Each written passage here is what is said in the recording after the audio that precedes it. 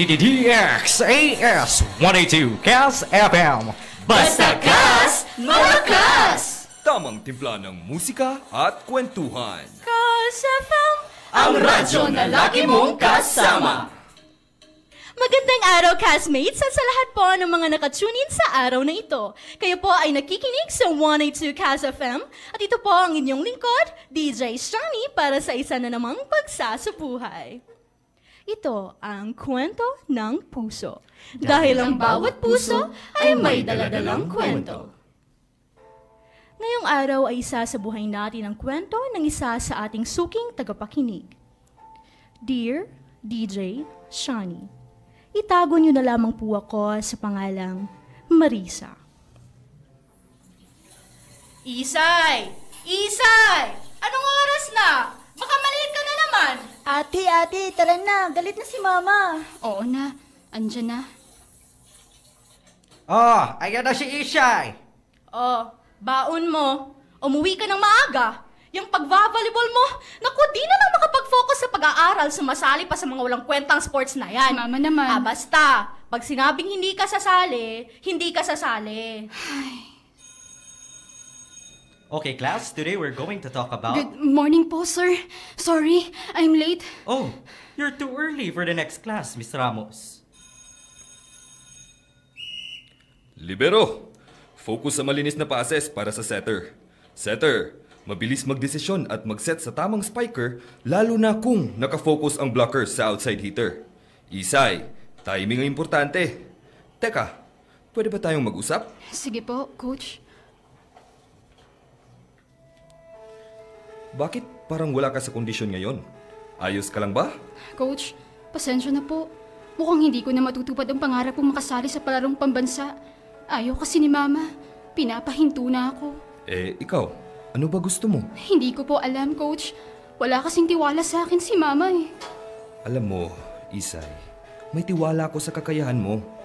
Balang araw maiintindihan din ng mama mo ang lahat ng mga sakripisyo mo. Pagbutihin mo lang at natitiyak kong isang araw, magtatagumpay ka. Pero sa ngayon, focus muna tayo sa laro at galingan mo bukas, ha? Yes, Coach. Maraming salamat sa tiwala.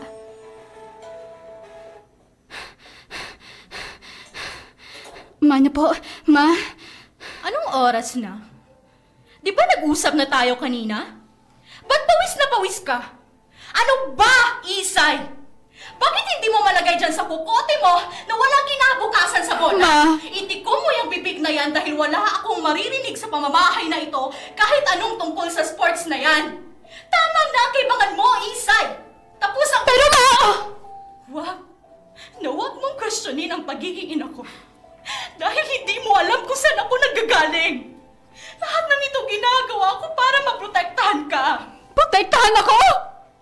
O takot kang maging talunan akong kagaya mo? Isay, bungaga mo.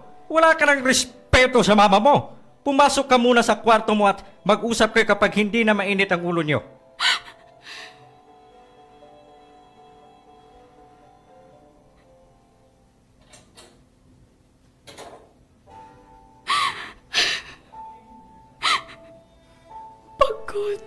Pagod na ako.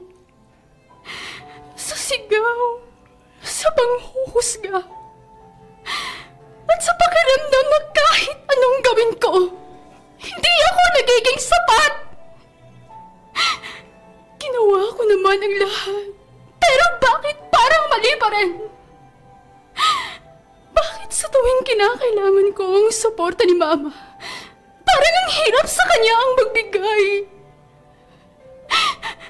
Gusto ko lang naman ng suporta, ng pagkalinga, ng kahit simpleng kaya mo, anak. May tiwala ako sa'yo.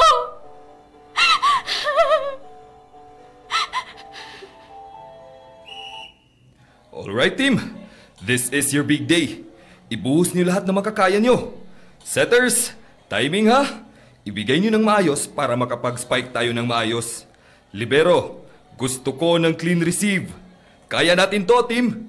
Ipapanalo natin to. Isay, halika muna. Opo, Coach. Tiwala ko sa galing mo, Isay. Pagbutihin mo ang paglalaro at ibigay mo lahat ng kaya mo. Tandaan mo, as your coach, isa ako sa mga napahanga mo. Salamat, Coach. Sisiguraduhin kong mananalo tayo. Abante pa! Abante! Isang score na lang mananalo na tayo! Isay, spike mo na! Panalo tayo! Coach! Si Isay! Isay!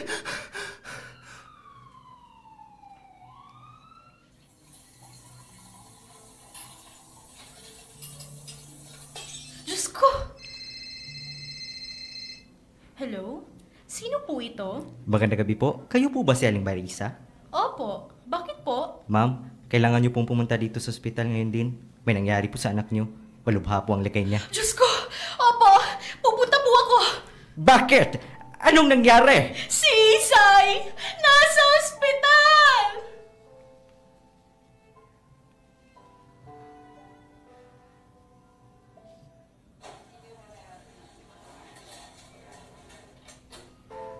Isay?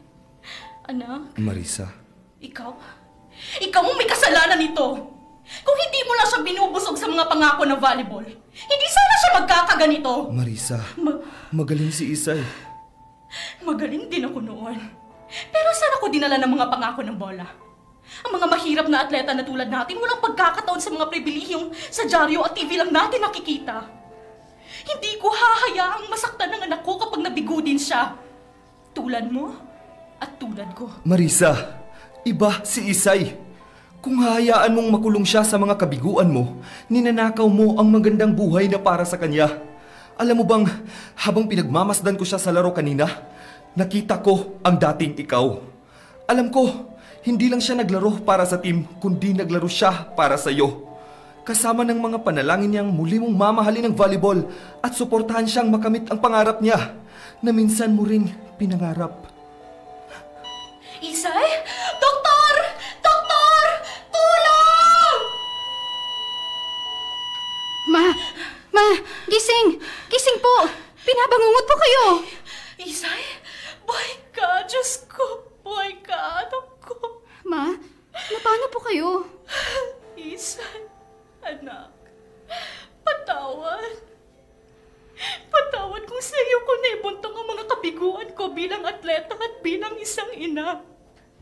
Sa takot kong matulad ka sa amin ng papa mo na nangarap at nabigo, pinili kong ilayo ka sa larong nagpapasaya sa'yo. Nakalimutan kong hindi ikaw ako, na iba ka, at iba ang magiging kapalaran mo. Mahal na mahal kita, anak. Mahal na mahal din po kita, Ma. DJ, ipinadala ko po ang liham na ito upang magbigay aral sa mga inang kagaya ko. Hindi ko na malaya na ninakaw ko sa kanya ang pag-asa ng magandang kinabukasan, na dapat ako ang umaangat sa kanya at hindi ang humihila pababa. Bilang mga magulang, may mga kabiguan tayo. Pero hindi dahil nabigo tayo, mabibigo din sila. Suportahan natin ang ating mga anak sa pagiging atleta man o sa araw-araw nilang pakikipaglaban sa buhay.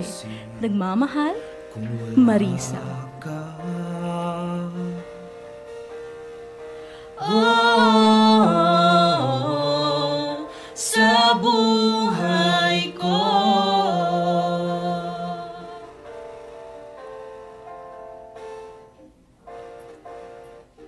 At ngayon, napakinggan natin ang kwento ni Marisa. Minsan, ang mga simpleng pangyayari o kahit ang isang panaginip ay makakapagmulat sa atin sa realidad ng buhay. Ito po ang Kwento ng Puso. Hanggang sa susunod nating kwento. DDDXAS 182 CAS FM. Basta CAS, Malakas! Tamang timpla ng musika at kwentuhan. CAS FM. Ang radyo na lagi mong kasama.